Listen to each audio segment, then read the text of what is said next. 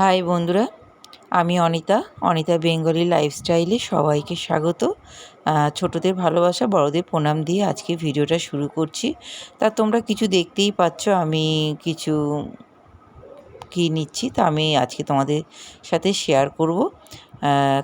খাসির মাংস কীভাবে আমি রান্না করেছি সেটাই। খুব পাতলা ঝোল করেছি, দেখতেই পাচ্ছ অনেকটা ঝোল হয়েছে, এরকম ঝোল করেছি, সেটাই একটু শেয়ার করব। আর খুবই বৃষ্টি হচ্ছে বাইরে, এই বৃষ্টিতে তোমরা সবাই কেমন আছো প্লিজ কমেন্ট করে বলো, কেননা এই বৃষ্টিটা তো চারিদিকেই হয়েছে। তাই এই বৃষ্টিতে কে কেমন আছো প্লিজ আমাকে একটু জানিও। আশা করি তোমরা সবাই ভালো আছো, ভালোই থেকো। আর তা চলো, এই দেখো মাংসটা নিয়েছি, ধুয়ে ভালো করে সুন্দর করে গরম জল দিয়ে ধুয়ে নিয়েছি। আর এর মধ্যে আদা, রসুন, লঙ্কার গুঁড়ো, হলুদ গুঁড়ো, তারপরে হচ্ছে তোমার জিরের গুঁড়ো, ধনের গুঁড়ো সব একসাথে দিয়ে ভালো করে মেখে নিতে হবে। কিন্তু যত সুন্দর করে ভালো করে মাখবো তত কিন্তু ভালো লাগবে খেতে। আর খাসির মাংস মানেই বুঝতে পারছো তো, এর হাতে একটু চর্বি আছে জানো। চর্বি না হলে কিন্তু মাংস কিন্তু ঠিক জমে না। তা যাই হোক, এই ভালো করে মাখাচ্ছি। আর এরপরে আমি একটু সর্ষের তেল দিয়েও মাখাবো। আর সর্ষের তেলটা দিলে আরও বেশি ভালো লাগে। আর এটা ছোটোর থেকে মাদেরও দেখে এসেছি। আর এই যে পাতাটা দেখতে পাচ্ছ, এটা হচ্ছে গন্ধরাজ লেবুর পাতা। গন্ধরাজ লেবুর পাতা দিয়ে মাংসটা ভালো করে সুন্দর করে মাখিয়ে রেখে দিলাম। আর তাহলে লেবুর পাতার গন্ধটা, সেন্টটা মাংসের মধ্যে যাবে, ভালো লাগবে খেতে। সেই জন্যই ভালো করে মাখিয়ে নিচ্ছি। আর সুন্দর করে যত মাখাবে তত মশলাটা ভেতরে ঢুকে যাবে, তত মাংস টেস্ট খুলবে। আর তোমাদের কি বলবো, আমি যে এই যে মাখাচ্ছি না, সর্ষের তেলটা দেওয়ার পর না এত সুন্দর গন্ধ বেরিয়েছে যে কি বলবো। এই গন্ধতে মানে কি এখন আমি কি বলবো, আমার জিভে জল চলে আসছে এই যা। এছাড়া আর কিচ্ছু না। খাওয়া তো হয়ে গেছে, হজমও হয়ে গেছে, কি বলবো। যাই হোক, তোমরা সঙ্গে থাকো। যারা যদি কোনো নতুন বন্ধু এসে জাস্ট দেখা শুরু করেছো, যদি তারা আমার চ্যানেলটা একটু সাবস্ক্রাইব করে দিয়ে থাকো। আর খাসির মাংস মানেই হচ্ছে বড় বড় আলু। আর বড় বড় আলু না হলে কিন্তু জমে না। তা দেখো, বড় বড় আলু এনে দিয়েছিল, আলুগুলোকে আমি সেম এইভাবেই কেটে নিয়েছি, সেটাই তোমাদেরকে দেখালাম। এবার আলুগুলোকে ভালো করে লাল লাল করে ভেজে নেব, সুন্দর করে ভেজে নেব।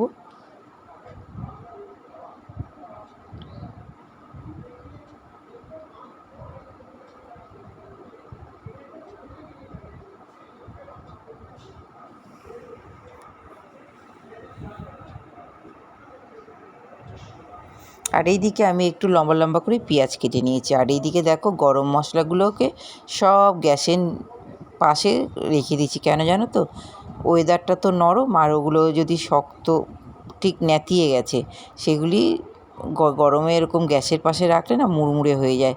তারপরে আমি এলাচগুলোকে ফাটিয়ে তেলের ওপর দিয়ে দিলাম, আর দুটো তেজপাতাও দিয়ে দিলাম।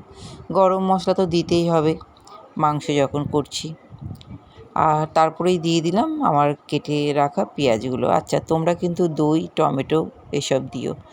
আমি আর দই দিলাম না, আর টমেটো আমি প্রত্যেকটা রেসিপিতেই বলে দিই, আমি টমেটো এখন খুব একটা বেশি খাচ্ছি না, খুব কম খাওয়া হয়। আর না থাকলে আনতেও বলি না। তা একটাই কাঁচা লঙ্কা ছিল, তাই এইটা এমনিই দিয়ে দিলাম, কোনো কারণ না। তো এবার ভালো করে আস্তে আস্তে নাড়তেই দেখো এই মাংসটাও দিয়ে দিলাম। আর তোমাদেরকে দেখালাম আলুগুলো ভেজে কিন্তু আমি একেবারে কুকারে নিয়ে রেখে দিয়েছি, কারণ আমি কুকারে সিটি দেবো, তাই কুকারেই আলুটা রেখে দিয়েছি। এবার সুন্দর করে আমাকে কষাতে হবে। আর মাংসতে যত সুন্দর করে যেরকম মশলা মাখাতে হয়, ঠিক সেরকম করে কিন্তু কষালে আরও টেস্টটা ভালো হয়। এবার যতটা পারছি আমি সুন্দর করে কষানোর চেষ্টা করছি। তেল ছেড়ে যাবে, তারপরে আমি কষানোটা বন্ধ করব। তা আমি এর মধ্যে একটু লঙ্কার গুঁড়োও দিয়ে দিলাম। এটা কাঁচা লঙ্কা দিয়ে আর করছি না, লঙ্কার গুঁড়ো দিয়ে করছি। একটু তো রিচ করতেই হবে, এত দাম দিয়ে মাংস এনে যদি হালকা খাই তাহলে তার হবে না। চিকেন ঠিক আছে হালকা, কিন্তু মাটন বলে কথা, বুঝতেই পারছো। তা সুন্দর করে ওই জন্য ভালো করে কষিয়ে নিচ্ছি। আর খুব পাতলা করে হালকা করে, মানে ঝোলটা করব পাতলা, বেশি মাখা মাখা করব না। আর কষানোটা হয়ে গেছে, দেখে তো বুঝতেই পারছো, দেখো কালারটা কিন্তু চেঞ্জ হয়ে গেছে, আমার কষানো হয়ে গেছে। তা এবার দেখো আমি কুকারের মধ্যে মাংসটা দিয়ে দিচ্ছি।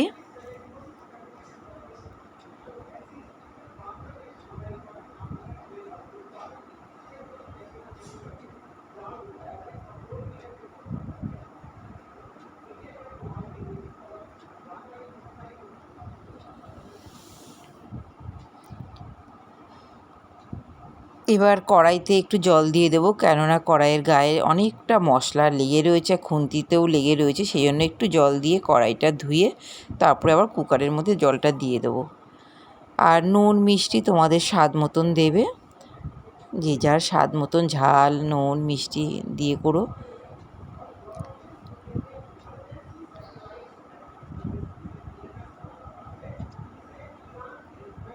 এই যে দেখো, তোমাদের কালারটা একটু দেখিয়ে দিচ্ছি কেমন হয়েছে। এবার আমি এই জলটা একটু উষ্ণ গরম হয়ে গেলে আর ওই মশলাগুলো ধুয়ে নিচ্ছি খুন্তির সাহায্যে। এবার জলটা আমি কুকারের মধ্যে দিয়ে দেবো। কুকারে দেওয়া হয়ে গেছে। এবার দেখো আমি গ্যাস ওভেনে বসিয়ে দিলাম কুকারটা, আর ভালো করে খুন্তি দিয়ে না মাংস আর আলুটা জলের নিচে একটু চেপে চেপে বসিয়ে দিলাম।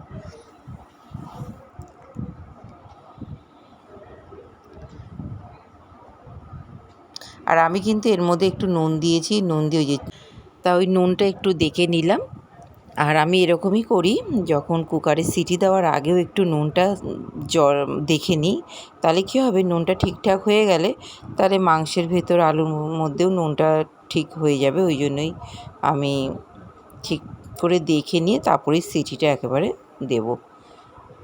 আর সিটিটা আমি বলতে গেলে 3খানা সিটি দিয়েছি, তারপরে আমার মাংসটা একদম সুন্দরভাবে নরম হয়েছিল। ওই যে নুনটা টেস্ট করে নিলাম, করে এবার কুকারের ঢাকনাটা লাগিয়ে দিচ্ছি।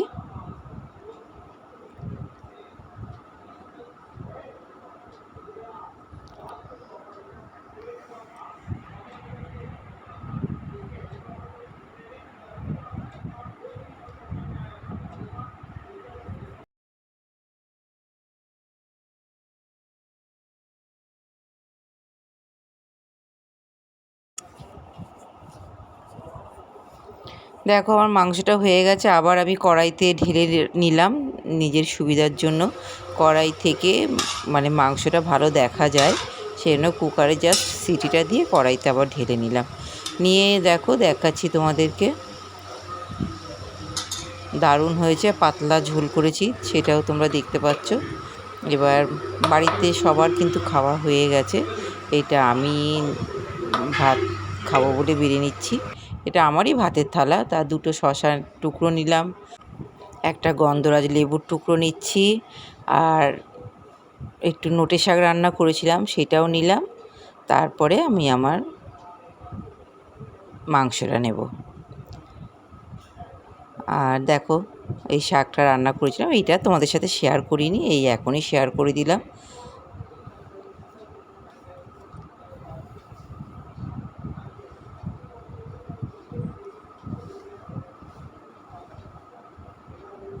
এইটা একটু সবজি দিয়ে করেছিলাম, কুমড়ো আলু দিয়ে করেছিলাম এই শাক রান্নাটা। এবার দেখো আমি প্রথমে চর্বিগুলো নিয়ে নিচ্ছি, চর্বিগুলো আলাদা করে রেখে দিয়েছিলাম, কারণ চর্বি কেউ খায় না, আমি খাবো, ওই জন্য চর্বিগুলো দুটো না সাইডে আলাদা করে রেখে দিয়েছিলাম। তাই চর্বি দুটো আগে নিয়ে নিলাম। তারপরে আমি একটা মাংস নিয়ে নেব, ভালো করে একটু মাংস নিয়ে নিচ্ছি, আর একটা বিশাল বড় একটা দেখে আলু নিয়ে নেব। এই যে এই আলুর টুকরোটাই সবথেকে একটু বেশি বড় ছিল, সেইটাই আমি নিলাম। যাই হোক, আমার ভিডিওটা কেমন লাগলো, যদি ভালো লাগে প্লিজ এটা মিষ্টি মিষ্টি কমেন্ট করে দিয়ে যেও। আর আবার বলছি, যদি নতুন কেউ এসে থাকো আমার চ্যানেলে, তাহলে চ্যানেলটা সাবস্ক্রাইব করে পাশে থেকো।